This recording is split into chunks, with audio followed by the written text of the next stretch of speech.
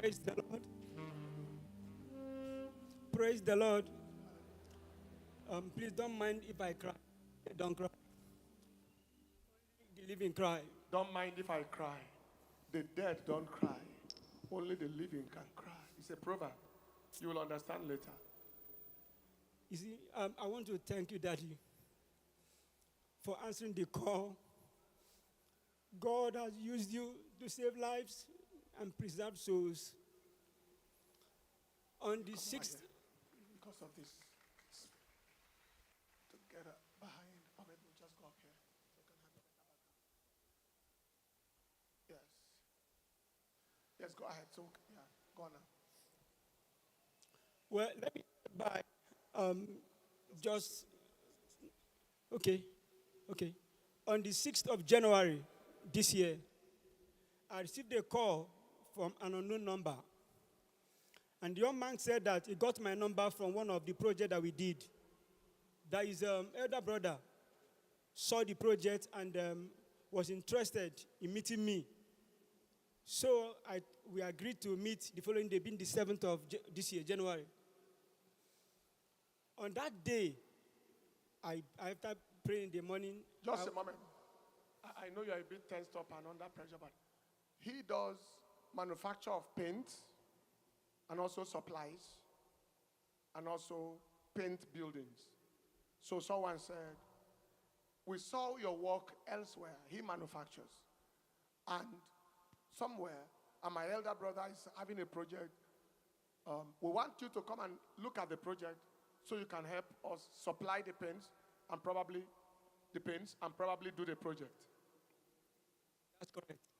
So when I decided to meet this young man who called me on the 7th, we agreed to see. When that day came, I went to one of my outlets, and one of my boys called me and said, Oga, what about that man that called you the previous day, on the 6th? I told him, oh, that's true. Let me call him to find out if the appointment was going to hold. So when I called him, he didn't pick. Much later, he called back. So when he called, he told me that he was on the bike, so he didn't know when I called him. I said, okay, so do we now see? He said we should meet up in one of those sites. So I called my boy, he came, we left. As we drove down to the place, on our way, I kept on having a feeling that I wasn't supposed to go on that journey. I kept on having a feeling that I was not supposed to go on that journey. Even though it's a call to come and do business, we have a project for you, but I kept having a feeling this is not something to go for. Exactly. Being that this is the beginning of the year, I mean, that kind of project should excite somebody. But I wasn't excited. So as we were driving down to the place, I kept on losing my peace. Then I prayed earnestly. I prayed in the spirit.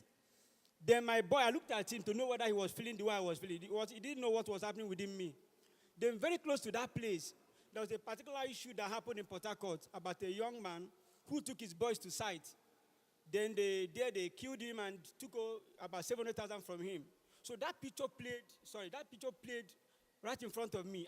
I said, what kind of thing is this? That picture played in front of him. So when we finally That's called word of knowledge. When we finally got to the place, I called the young man. Where are you now? We are here. He now sighted me from afar. He beckoned on me to come. When I got to the place, I parked my vehicle. I asked him, where are the projects? He showed me two projects. And I looked at it. I said, these projects are not ready for us to work on. He said, just get the estimate by the 27th of January. This January, my brother was going to do wedding, so he could just come. So I told my boy to go ahead and take the estimate. Then I felt like running away from the place, driving and running away. I said, what will I say that is pursuing me? What if they shoot me? I said, okay, let me just go. So while my boy went to take the estimate, I joined him. Then when he went, after taking the estimate of the front of the building, side of the building, then he went to the back of the building. Then I was led to go and meet him there. When I got there, the young man who engaged me on call started to laugh. I was wondering why the laughter. Suddenly, he pulled up his clothes like this and brought out gun. When he brought out the gun, he started laughing, pulled out his cloth like this, and brought out gun. That is, come, we have a project for you to implement. Mind you, he was losing his peace on the way going. Even if it is 100 billion, if you lost your peace, don't make a move. The picture flashed past him of how a man was invited in River State with his boys for a project, and then they killed him, collected money from him, and so on. That picture flashed even before him. That is, God was saying, don't move, don't move, don't go. This is the kind of thing that it just flashed, but he kept on going. But God is merciful, and he brought out his gun. Go ahead from there. So when he pulled out the gun and told me that if I move any move, I will be a dead man, I said, what happened? Then they surrendered us, tied our hands backwards. One of them came out with a very long machete, very long and sharp. They started to beat us. Lo and behold, two other persons came up.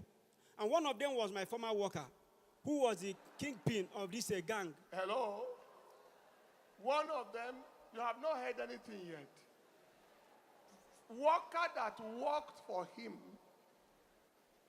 in the factory, that worked for him in the manufacturing and the job, was the one who sold him to them. Now go ahead.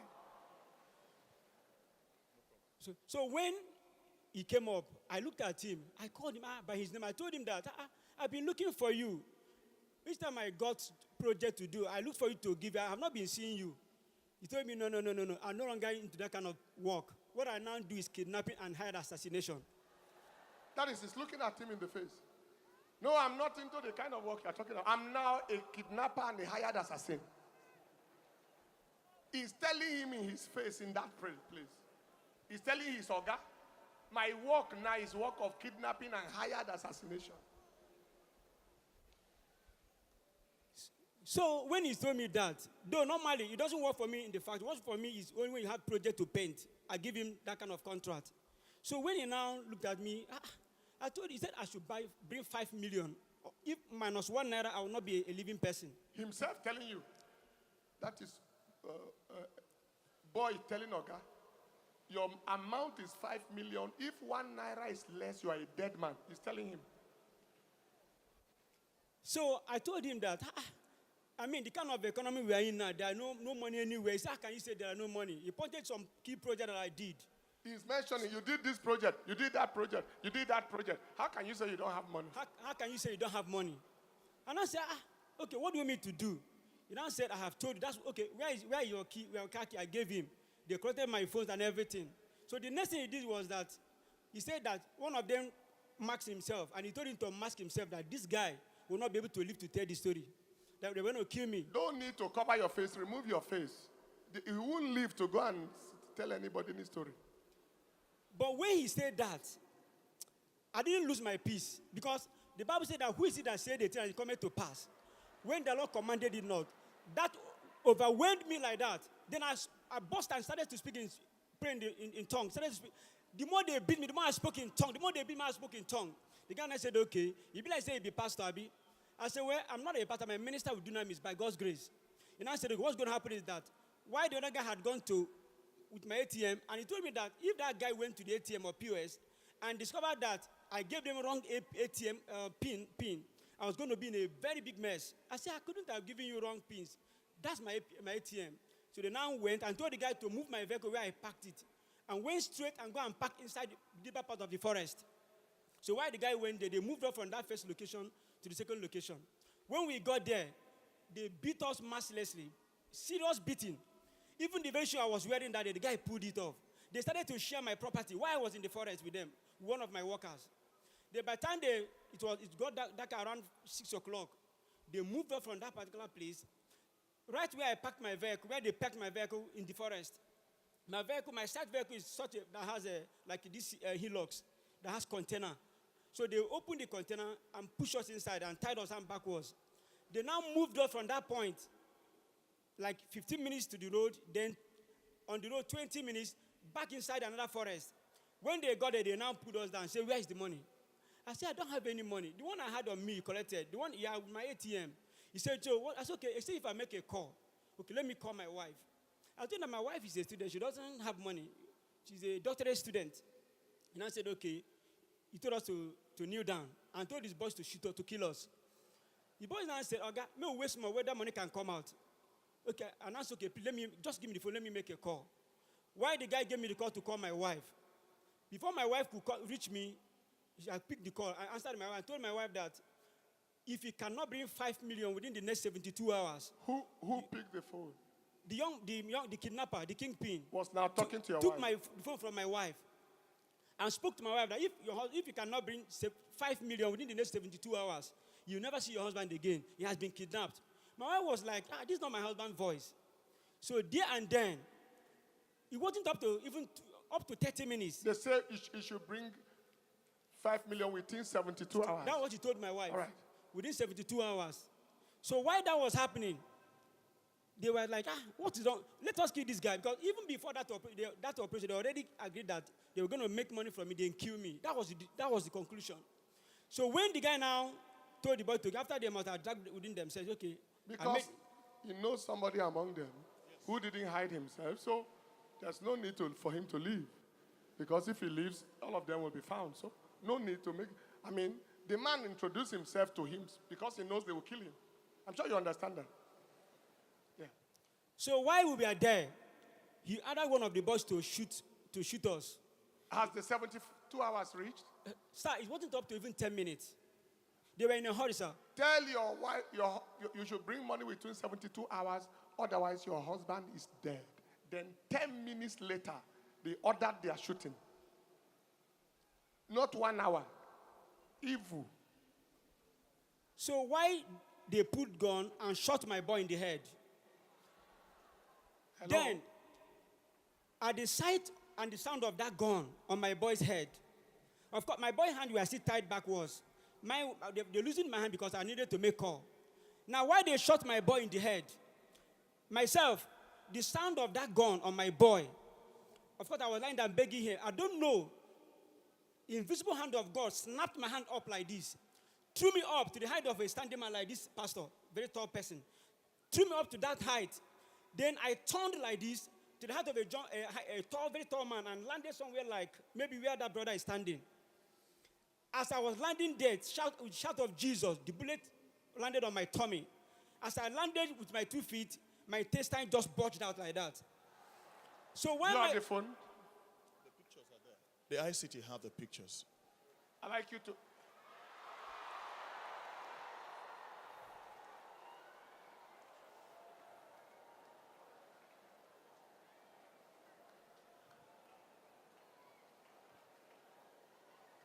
That is the man standing there.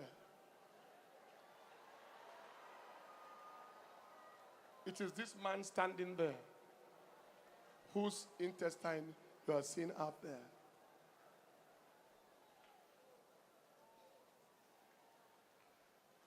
That is the level of disaster in this country. So he landed, pam, intestines out. So when I landed, my intestine poured out. Of course, it was as if they agreed that when they shoot us, they would drive away with my vehicle. And one of them told me that, Oga, this is your motor today, don't become my own, so don't talk about it again. Of course, that was not my concern. Now, when they shot out and they drove out, I tried to move. The more I tried to move, the more my intestines were unfolding. Peristaltic, movement was on. And all the sound is on. Exactly. And the pain, the attendant pain of that night, Hamatan breeze of that night, the pain was so much. Then I moved like from here to where that brother is standing. With intestine out. Inside this, when I got there, I lost so much energy and fluid and blood, and I fell down. While I was there, I started to remind God about all the declarations coming out from this altar. That, pastor said we shall not die like chicken. He said, the number of your days you shall fulfill. He said there shall be no loss. But the one that got me more particular about was that you shall not die like chicken. I told God, if you say I will not die like chicken, what is the meaning of this? God told me that if you die like chicken, your wife will not see you. Your children will not see you. Nobody will see your dead body. God now asked me, is that what you want? I said, no. Then I started to pray. While I was praying, that my brother was shot in the head. It was as if spirit overrode him. A kind of energy entered the guy. He said he saw something like a mist enveloped the man that where he was shot in the head. where he was lying lifeless, because I was calling his name. He didn't answer me. But at that point, when I was remembering those declarations and emphasizing and forcefully declaring them, that spirit, that kind of being entered the young man. The guy just got energized. When the guy got energized, when he got energized, he started to call my name, and I called him, are you alive? He said, where are you, where are you, where are you? Then he managed to come to where I was. Of course, his hands were still tied backwards. I used my elbow to support the intestine from coming out the mouth. Then where I was there, I had to hold him. Then when he told me, Oga, let us go and leave this place. So let's try and leave it. I said, where are we going? I cannot move. And I told him, okay, take the other road, where I can see. Somebody that was shot in the head is now moving. I told him, okay, what are you going to do? Let's try and take the other road and see whether you can be able to connect main road. After like 20 minutes, he came back. Before he came back, I thought he died. Because anytime I sent him to go and look for something, if he didn't come back, I felt he died there. So when he left, I remember one of the songs of senior pastor, that God should be the way, that God should make a way. I was singing that song, God make a way for me, God be a way. Father, I remember the testimonies that I've heard from this altar of that particular lady who was kidnapped, then was catapulted among the kidnappers to the express where the army checkpoint was. I was telling God, as a minister in the commission, I've been able to handle my microphone and harvested testimonies. If these testimonies are not make believe, if they are real, Father, manifest yourself. I was engaging God on those levels. While I was there, God, I don't know the kind of energy that entered me. And when the guy finally came back, I told him, okay, take the other road. When we went out, I heard a bike or a car passed. Possibly there's a road there. When the guy now went back, we got to that place. And I told him, okay, go and find other police station or any medical center so we can go. When he left again, I didn't see him. For like 10 minutes, I thought he died. So while I was there, that only me, in that night, around that 8 p.m., by the roadside, nobody to help. I started to pray in the spirit. With the small energy I had. Then a car was driving towards me. I felt it was my vehicle that those guys were using to come and check whether I was still there. Possibly to finish what they started. I just managed. I told myself, whatever happened, let it be. But I will not die like chicken. While I was on the floor, I raised one of my hands like I was waving like this. Then one of my legs, I was waving so that people could see me by the roadside and by the bush side, by the road. So while I was in that condition, the people, they stopped by and said, what is that man doing there? And I told them I was kidnapped and shot. My baby taken away. Please, they should help me. They looked at me and shot in the sky. And went away. I was like, what is happening? Is it war front or something? Maybe they went to draw one of their guys, one of all these rich men around. So in 10 minutes time, while they were coming back, they discovered that I was still there. They flashlight and saw my intestine out, blood, everything. They said, this guy is real. Let's help this guy. They now managed and told me that, oh, God, we're not going to help you. Let us call vigilante for you. So why they sent for vigilante? When vigilante came, said, God, we're not going to touch you. If we touch you, you go die for our hand. Police go say, and we kill you. And I said, please help me, save my life. When they finally called the police to come, and police came, why police managed to put me in the vehicle, as we were going to the hospital, they discovered that my boy, the man said he didn't have enough food. The policeman said he didn't have enough food in the car. So he now packed to buy black market. Then, that my boy that left to go and look for means, saw the police vehicle and stopped to go and tell them that his guy was shot, that we were shot. Now this guy had blood all over him. I didn't know how he got the energy to move around like that. So while we were there, the guy now came. While he was trying to explain to the police officer, I overheard his voice while I was in the car, the police car. The man told me, okay, is that your boy? I said, yes. The guy now joined us. By the time we got to the first hospital, they rejected us. A very big hospital. They said, no, we cannot touch this one. This one will die here. Then we now left again to another big hospital. Before we got there, my wife had gotten contact because I called my wife through the vigilante people. They were now looking for me. My wife had called my pastor, my location, Pastor Moses tomorrow. So by the time all of this kind of thing happened, by the time they could now get, I told my wife, look, my wife now called one of my friends who's just a medical doctor. But he has a hospital in that area, again, but he was in US. So by the time the man told my wife that, I hope he was not shot in the tummy. My wife said he had not seen me, didn't know where he was shot. When my wife got to know that it was tummy I was shot, my wife felt like, she almost fainted. So when we finally got to that hospital where I got medical help, they managed, because they actually judged me, but they managed to just give me drip and give me blood. From there, we now moved to a specialist hospital in that location. And this happened between 7 o'clock when they shot me to about 2:30 something a.m. Intestines out for 7 hours. That's medically hours. speaking, 8 hours, sir. 8 hours. I'm sure that there are doctors who are in the house here. That's unthinkable. That you just be thinking of, he's gone. He is gone. He's gone. The reason why God packaged the intestine in the tummy is so that it doesn't interact with the atmosphere. Oh yeah, it's gone. It's gone.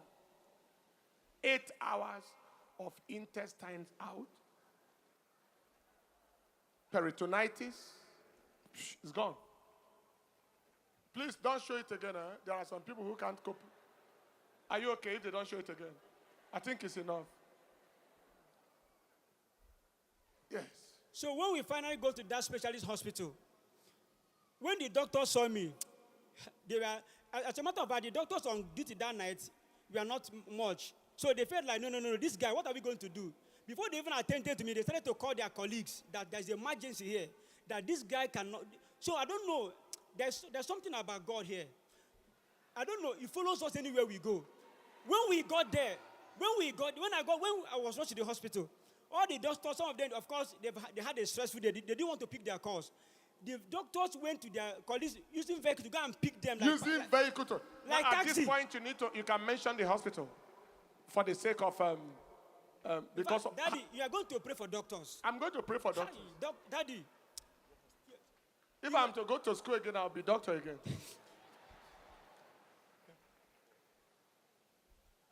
Are you comfortable with me? Yes, I don't mind.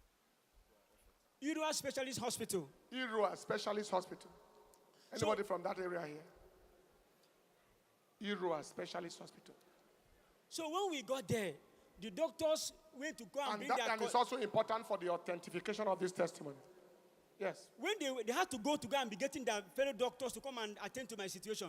By the time they got there, there were about 13 consultants working on me that night.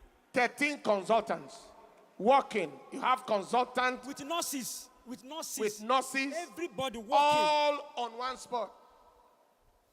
So by the time they were done, they were not sure that, they were not even sure. Can you see the miracle of medicine? That is the same abdomen that had the intestine out, had a very big laparotomy there, and then the whole thing neatly tucked back in. Can you see? Can you see the miracle? That is very powerful suturing there. I think that's mattress suturing there. Very powerful. Go ahead. So by the time they came and they were done with the surgery and they wheeled me to the wards, the doctors were coming one after the other to see whether these guys made it. Then, of course, even before we got to the hospital, because my resident pastor and the pastor of Pastor Moses and Pastor Emmanuel Adejo from, and many of them came around. They stayed with me all through the night with prayer. And I think they contacted our senior pastor. So much prayers were going on. By the time they finished and wheeled me to the ward, doctors were coming to see whether the guy made it. One after the day, they were coming to check on me. They were even calling me hero. I said, no, don't call me hero. Jesus is the hero. At the end of the day, they said, Oga, you are going to be here for more than 6 months. But by the time, of course, I think on the 10th or so, we started our fasting in the commission. I was not able to follow the fasting, but I connected live. I connected everything that was happening. I was connected. So we are praying. Many of the miracles, senior pastor was talking about healing and all of that. God used the face of the servant to visit me, and miracles happened on my body. That's visiting, divine encounters while he was there. So much. There was something that happened in particular. Now, when they shot me on the tummy, then the bullet penetrated my thigh here and entered and shattered one of my testes. Now, when the doctors saw me, of course, they didn't want to talk about those. They wanted to save the life first before any other thing. At the end of the day, they discovered that my testes had swollen so much that I couldn't stand like a normal standing person. They now made me to undergo scrotal elevation and all manner of things. Because it was not working, they said, okay, okay, we're going to book you for operation to remove one of your testes. Now, senior pastor on that particular day, one of the days of the fasting, he said, restoration of everything that the devil has taken. Whoever has lost anything, many cases were mentioned like that, and I kid in. Then one of my sisters, a professor, who's also always in the spirit, he's always on fire with the husband, a professor too. When they called me that night, I told them what happened. They said, no, they didn't want me to finish the statement I was making. They declared that there shall be no loss and that nothing shall be removed. And I remember what the pastor always tell us here, that he has been confirmed that God has spare parts in places waiting for his children to replace them. I keyed into that word that night. By the time those doctors came, they said, it's as if this thing is changing, Okay, what's going to happen now is that, oh God, we're not going to operate you again. You're going to go and run a scan. But meanwhile, before then I had run a scan. The scan said there was no blood flowing, that it was dead. I was going to operate and it will be removed. They counseled me and my wife and everybody. But after that declaration of that day, they discovered that there was blood, a kind of movement, the traces of blood in the testes. Then they said, okay, don't worry, let us monitor you for some days. After that, within a week they came back, they discovered that everything has settled. There was no need for the surgery, everything settled. Everything intact. Powerful. Everything intact. One testicle shattered. Now it is returned back fully. Are you hearing something at all? It's double. The woman have 2 ovaries. Men have 2 testicles. One was shattered by the gun. Blood supply cut off. They are meant to remove all the debris of it. No need to remove it anymore. It's returned back full-fledged blood flow, full-fledged testicle, 1, 2. Are you just sitting and looking like that?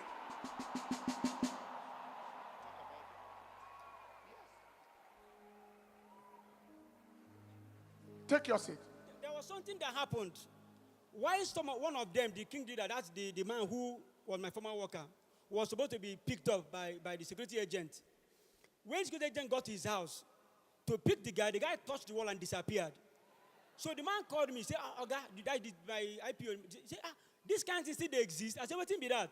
He said, look at this young man. We came to pick him for him to touch the wall and disappeared. And I said, okay, now, since intelligence has failed you, we are going to deploy spiritual intelligence. And I called my pastor. My pastor told me anytime they want to go for any arrest, I must let him know so we can engage the man in the commission. So on one of the days, senior pastor was in Port Harcourt. Port Harcourt Crusade. Port Harcourt Crusade. My IPO called me that they are going to go and pick the guy somewhere, that they've stated the guy was somewhere. Meanwhile, when the guy left that location, he went to Lagos, he went to Ogun, he went to many places. Finally, when they got to where the guy was helpless. Because when I called my pastor that day, he was in Port Harcourt Crusade, he told me that the environment where he was at the time was going to go in, and the environment of power of God was going to go in, whatever forces they have, against any altar they have working against God's plan for this case will be shattered. I said amen. Why? After speaking with him, I dropped the call. It was not up to 2 hours. The man called me back that the guy has been picked up. The guy has been picked up. The one working for him that led the people to kill him has been picked up. Their guy has been picked up. Yes, sir. Their native doctor has been picked up. Yes, sir. And the man who supplies them, the armorer. Oh, yeah, there's native doctor that prepares charm for them. And the person supplying their equipment. They are all, you can't touch lion Peking and live to tell the story. And in the name of Jesus, they shall not go free. Even though we are in a country where cases like this can disappear, they cannot go free. They are dead. They are dead. They are dead. I'm sure lawyers can tell us that. They are dead. The man is alive. His boy that was shot in the head is alive and normal.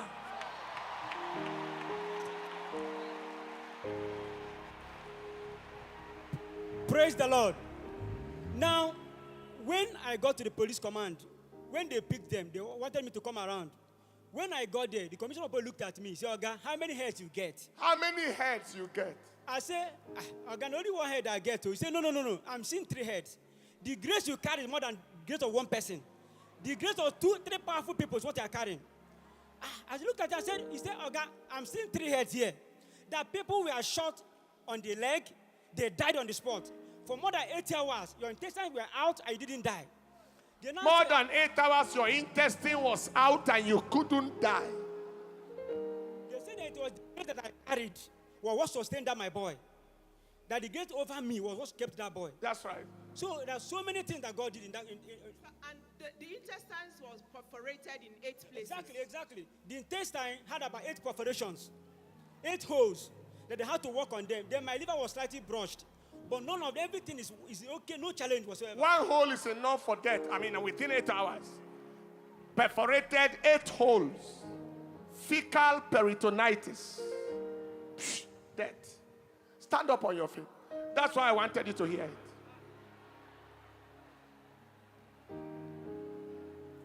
Was it all right you heard it today? So that you can move with audacity. That you cannot be killed just like chicken. Hey! Somebody say, I can't die just like chicken.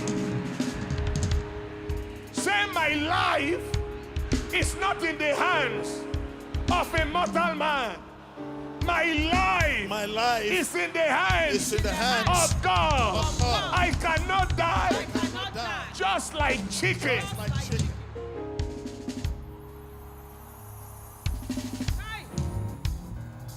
God delivers in different ways. For the other sister, on the Benin Expressway, she disappeared from the midst of the kidnapper and was found on the roadside. For this one, the Lord showed both the kidnapper and the devils that not everybody is killable. Do your worst and go. Let me show you what I can do.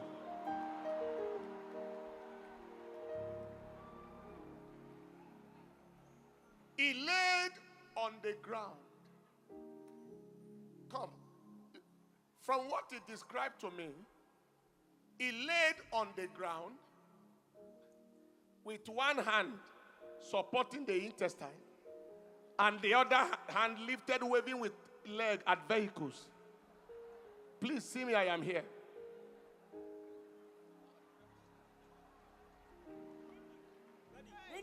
When the young man, the king leader, discovered that I was alive, he called my wife and told my wife, tell your husband, and he's staying there for coma, that God where they serve, make it a serve and well.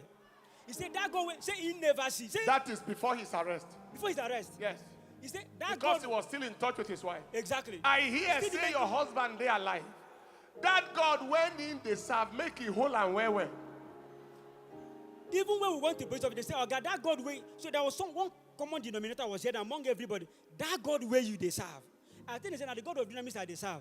He said, make it they serve and well. Because even the kidnapper told me, so many people that he has killed. In the forest, he was boasting and he was trying to make me understand that he was powerful. He said, so if I mention the name of the people, I don't want to. He said, so person behind his house, that man that he killed, I said, let me kill him. He was telling me people that he has killed, that I was not going to come out alive. But God preserved me, sir. He was boasting. Do you remember so and so person? I was the one. You heard the news of so and so person who wrote killed. I was the one. You heard I was the one. I want to let you know you are not escaping. The kidnapper man told him that nobody under him has survived such assault. He told his wife, nobody has, not one person survived that kind of operation they did on him, and he couldn't die. You are not killable. You are not wastable. The Bible says we overcome the devil by the blood of the Lamb and by the word of our testimony. Can you lift up your hands and begin to invoke the seal of preservation upon your life, upon your family, upon your loved ones?